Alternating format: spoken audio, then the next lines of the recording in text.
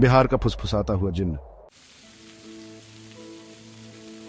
सुरेश बिहार के एक छोटे से गांव का रहने वाला एक जवान लड़का था। उसका गांव बहुत ही सुंदर और शांत था, लेकिन वहां रोजगार के अवसर बहुत कम थे।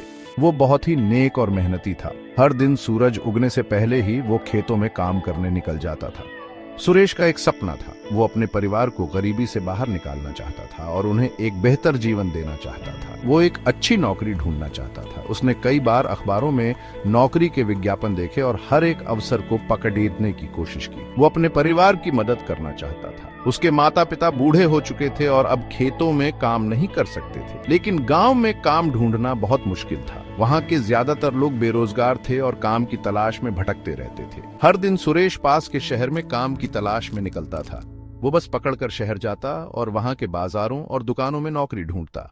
उसे उम्मीद थी कि उसे कहीं ना कहीं काम मिल जाएगा। वो हर दिन नई उम्मीद के साथ शहर जाता था। वो एक एक दुकान पर जाता, हर छोटे बड़े व्यवसाय में जाकर पूछता कि क्या वहां कोई काम है। हर फैक्ट्री के गेट पर पूछता। वो किसी भी तरह का काम करने के लिए तैयार था, बस उसे एक मौका चाहिए था। लेकिन किस्मत उसके साथ नहीं थी। उसे कहीं भी काम नहीं मिल रहा था। दिन हफ्तों में बदलते गए। सुरेश की मेहनत और लगन के बावजूद उसे कोई सफलता नहीं मिल रही थी। सुरेश की उम्मीदें टूटने लगी थीं। उसे लगने लगा था कि शायद उसका सपना कभी पूरा नहीं होगा। वो निराश महसूस करने लगा था। उसे ऐसा लगने लगा था कि उसकी सारी मेहनत बेकार जा रही है। उसे ऐसा लगता था जैसे वो अपने परिवार पर बोझ बन गया है। वो अपने माता पिता की आंखों में निराशा देख सकता था। उसे अपने माँ बाप के लिए बहुत दुख होता था। वो उन्हें इस हालत में देखकर बहुत दुखी हो जाता था। वो उन्हें एक अच्छी जिंदगी देना चाहता था। सुरेश ने हार नहीं मानी और अपने सपने को पूरा करने के लिए संघर्ष करता रहा। एक शाम सुरेश घर लौट रहा था। दिन भर की थकान उसके चेहरे पर साफ झलक रही थी। उसका एक और दिन बेकार गया था। काम में कोई सफलता नहीं मिली और मन में निराशा घर कर गई थी। ढलते हुए सूरज की लंबी लंबी परछाइयां पड़ रही थीं। आसमान में लालिमा छाई हुई थी जो दिन के अंत का संकेत दे रही थी। सुरेश धीरे धीरे चल रहा था। उसके कंधे झुके हुए थे। हर कदम जैसे भारी हो गया था। वो थका हुआ और निराश था। उसकी आंखों में एक अजीब सी उदासी थी। रास्ता उसे एक आम के बाग से होकर ले गया। आम के पेड़ों की छांव में चलते हुए उसे थोड़ी राहत मिली। हवा में पके हुए फलों की खुशबू फैली हुई थी। आमों की मीठी महक ने उसके मन को थोड़ी देर के लिए भटकाया, लेकिन सुरेश को इसमें कोई खुशी नहीं मिल रही थी। उसकी चिंताएं उसके मन पर हावी थीं।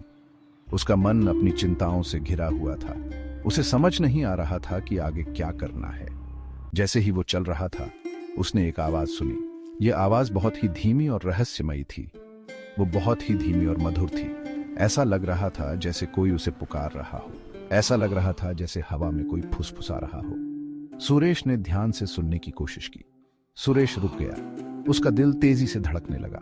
उसे समझ नहीं आ रहा था कि यह आवाज कहां से आ रही है। उसने इधर उधर देखा, लेकिन उसे कोई दिखाई नहीं दिया। उसकी उलझन और बढ़ गई। कौन है वहां? सुरेश ने आवाज लगाई। उसकी आवाज थोड़ी कांप रही थी। आवाज फिर से आई। डरो मत सुरेश, ये बोली। उसकी आवाज में एक अजीब सी शांति थी, जैसे वो सुरेश को दिलासा दे रही हो। मुझे तुम्हारी परेशानियां पता है। तुम्हारे दिल में छुपे डर और चिंताओं को मैं समझता हूं। मैं तुम्हारी मदद कर सकता हूं। तुम्हें वो सब दे सकता हूं जिसकी तुम्हें तलाश है। सुरेश की रीढ़ की हड्डी में सिहरन दौड़ गई। उसे समझ नहीं आ रहा था कि ये सब सच है या कोई सपना। उसने हिम्मत जुटाते हुए कहा। उसकी आवाज में अब भी डर था, लेकिन उसने खुद को संभाला। तुम कौन हो? अपने आप को दिखाओ, सुरेश ने जोर से कहा। उसकी आवाज में अब एक नई ताकत थी।